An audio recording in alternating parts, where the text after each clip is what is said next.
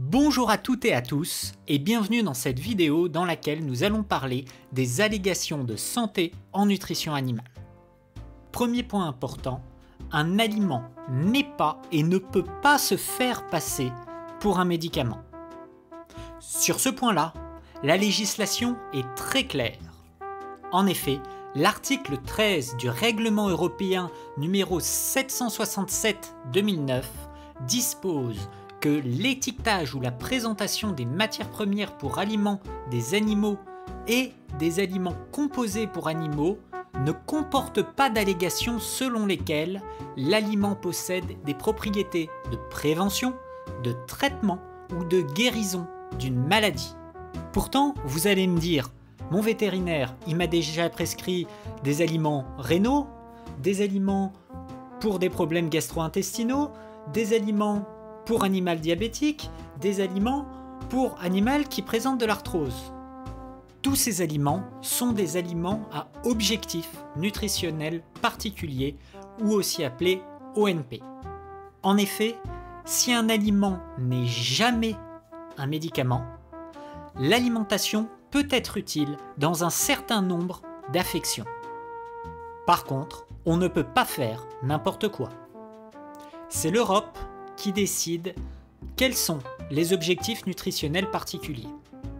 Si un fabricant veut ajouter un objectif nutritionnel particulier, il doit le justifier en fournissant un ensemble de données scientifiques. Ces données sont analysées, par exemple en France, ça sera analysé par l'ANSES, afin de déterminer des critères pour dire que tel aliment répondra à l'objectif nutritionnel particulier et tel autre non, et être à peu près certain d'avoir une efficacité de ces types d'aliments. Ensuite, selon l'avis de l'autorité, le nouvel objectif nutritionnel particulier est ajouté ou non. Sur cette diapositive, je vous ai regroupé les principaux objectifs nutritionnels particuliers du chien et du chat. On peut prendre l'exemple du soutien du métabolisme des articulations en cas d'ostéoarthrose, souvent appelé aliment pour l'arthrose. Pour les aliments souhaitant avoir cet ONP, ils doivent obligatoirement déclarer sur leur étiquetage leur teneur en acides gras oméga 3, leur teneur en EPA, donc l'acide eicosapataénoïque, et leur teneur en vitamine E. De plus, la législation donne un niveau minimum d'oméga 3 et de PA pour ces aliments. En effet, c'est le niveau d'acide eicosapataénoïque qui définit l'efficacité des aliments avec cet objectif nutritionnel particulier. On peut penser que les choses sont simples. Soit un aliment a les critères pour avoir l'objectif nutritionnel particulier, soit il ne les a pas. Mais le marketing rend toujours ça un petit peu plus compliqué. En effet, on va voir que des aliments qui normalement n'ont pas l'objectif nutritionnel particulier vont quand même réussir à faire penser au client qu'il a cet objectif. Parmi ces 4 aliments, 2 ont l'objectif nutritionnel particulier arthrose et 2 ne l'ont pas. Pourtant, quand on les regarde comme ça, on ne voit pas la différence. Ils ont tous des présentations équivalentes qui font penser à l'articulation avec le J du JD pour joint, le Joint and Mobility de L'Ocanuba, le Joint Care de Royal Canin, le Mobility, mais seuls 2 remplissent le critère de l'objectif nutritionnel particulier.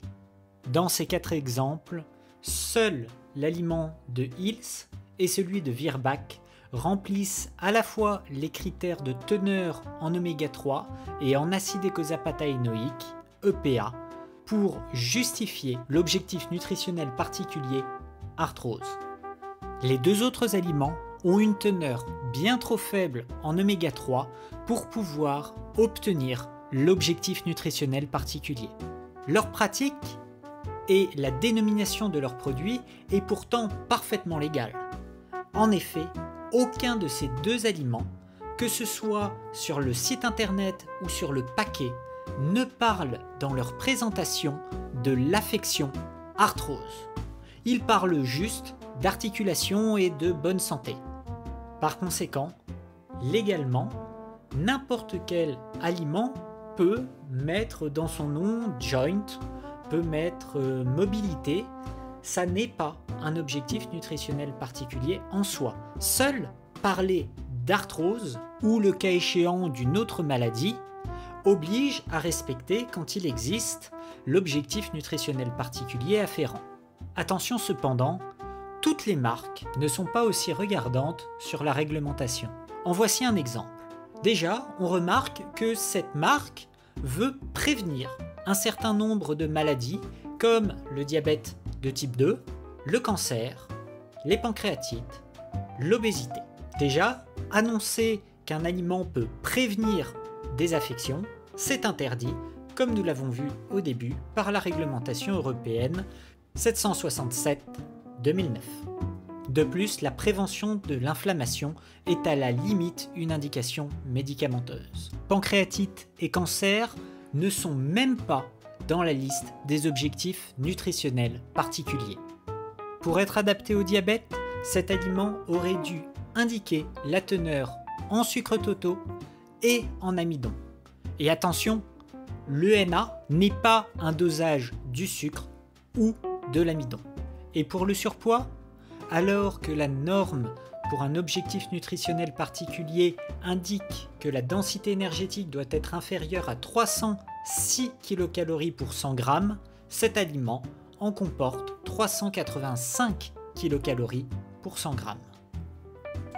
En conclusion, soyez toujours vigilants aux éléments marketing et regardez si ils reposent sur quelque chose de tangible et surtout de légal.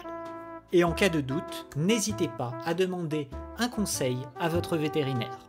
Merci de m'avoir écouté et j'espère à très bientôt sur la chaîne Nutrition Vétérinaire.